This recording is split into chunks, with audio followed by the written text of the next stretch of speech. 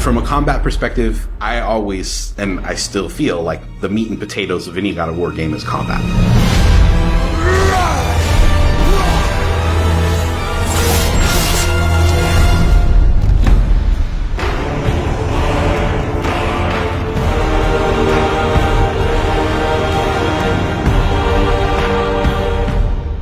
My name is Roberto Clemente. All my friends call me Bert. I'm a senior combat animator here at Sony Santa Monica. My name is Kim Wynn, and I'm a gameplay animator. Hi, I'm Sabra, and I'm a senior VFX artist on God of War Ragnarök.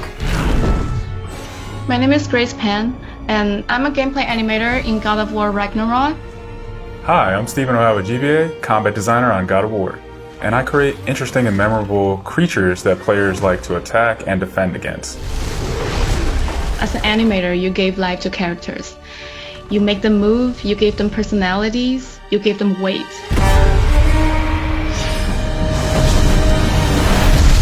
My role as a VFX artist is to put the power behind a move. You are in control of fire and earth and water and wind. Whether you are throwing your axe or on the receiving end of an enemy spell, VFX is what really gives the movement and the danger to every move that a character or enemy makes. I work really closely with the design team and the tech art team on this project specifically. We actually work a lot with camera, along with the guidance of our great camera team, so I find myself doing fight choreography sometimes. One of the most challenging parts about being a combat designer isn't the technical implementation of creating a creature, but it's really navigating that line between frustrating and engaging. We want to make something that makes players lean forward and focus and really try hard against an enemy and feel good about overcoming that, but we don't want to make them feel defeated if they can't figure something out. And then it feels rewarding when you win, not because it was impossible, but because it was fun and engaging. After the last game, we've heard the community cry out for more mini-bosses, bigger creatures, and enemy variety, and this time we really leaned into that. So in God of War Ragnarök, you're going to be traveling to all 9 realms, and each realm is going to have like its own theme of enemies that are very unique to that space. For example, in Alfheim, we're familiar with the Dark Elves, but this time around we're going to be fighting Light Elves, such as the Light Elf Warrior.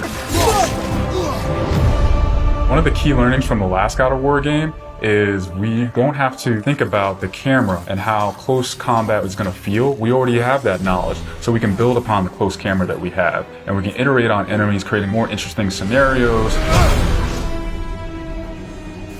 In the last game, Atreus was just starting to fight alongside Kratos, and he was learning from the Master Tactician. So in this game, he's trying to prove himself a little bit more, and we built upon those mechanics with him. The previous God of War, Atreus was still a kid, right? So he has a lot of dependency on his father. And for this game, you will see Atreus moving more independently on his own as a companion. In regards to VFX for Kratos, I think what the players really love is the powerfulness of it. When you are playing as Kratos, you really do feel like the God of War. And moving into Ragnarok, we want to really make something bigger, make it stronger, make it more of a spectacle. You want them to be like, oh my gosh, I didn't know that the Blades of Chaos could get even better, but look at that.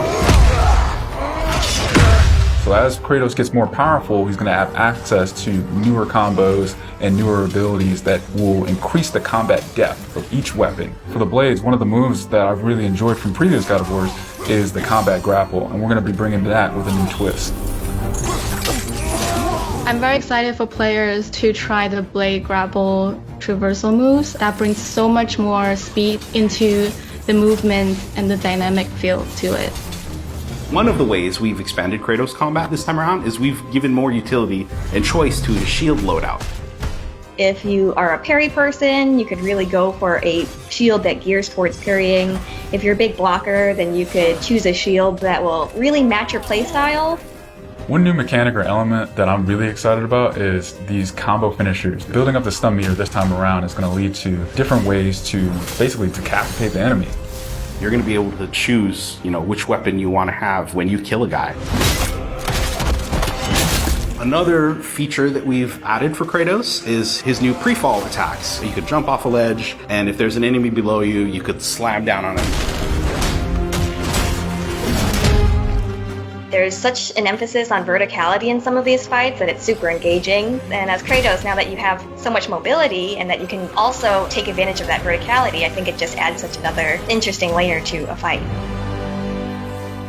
In God of War Ragnarok, we've enhanced the Kratos and Atreus duo. He's going to initiate a little bit more, be aggressive. He's going to fight alongside you, and sometimes even surprise you with his combo abilities too.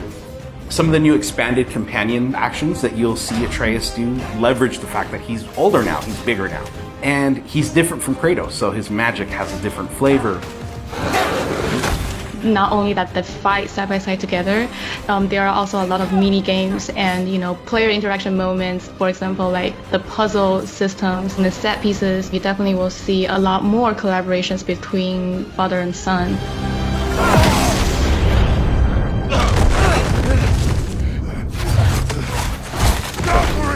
Odin must have sent them!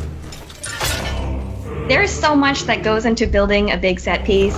You basically iterate and iterate and iterate, and it takes testing and just seeing what works to really figure out the personality of something. Basically, every department gives it their all to make things really spectacular.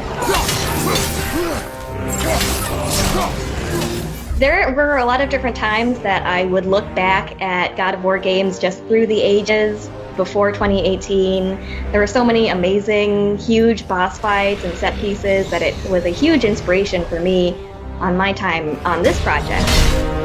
For the Old Father! Our design philosophy for creating new and memorable enemies is basically making them a combat puzzle, similar to like chess, and focusing on the chess pieces. Each piece has its own theme and its own use. You need to be able to see what's happening in an instant and be able to react as the player. There's a couple of different ways that we go into making an attack very readable for the player. Sometimes we add a signature audio cue, or we'll add the different rings, such as what we did in the last game, that lets you know that this attack is unblockable, you need to dodge it. There's so many different ways that VFX really helps not just show what an enemy is about to do, but show who the enemy really is.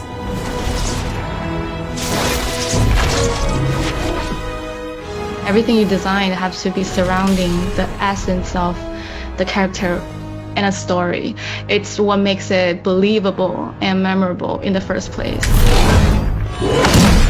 I think what I'm most excited about is for players to experience the diversity of enemies that this game has to offer.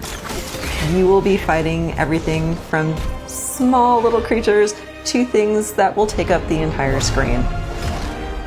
All of their designs run the gamut. I think each one looks so much different from the next one, and each of them have their own play styles and their own little fantasies that go into it. And so I think if you are really into Norse mythology, you'll be very interested to see how Sony Santa Monica has taken some of these creatures and interpreted them for God of War. Everything that goes into the game, there's emotion behind it and intent behind it, and by the time it gets to you, everything that you've seen that you're going to play and experience has been sweated over, bled over, tested, and is fun to play.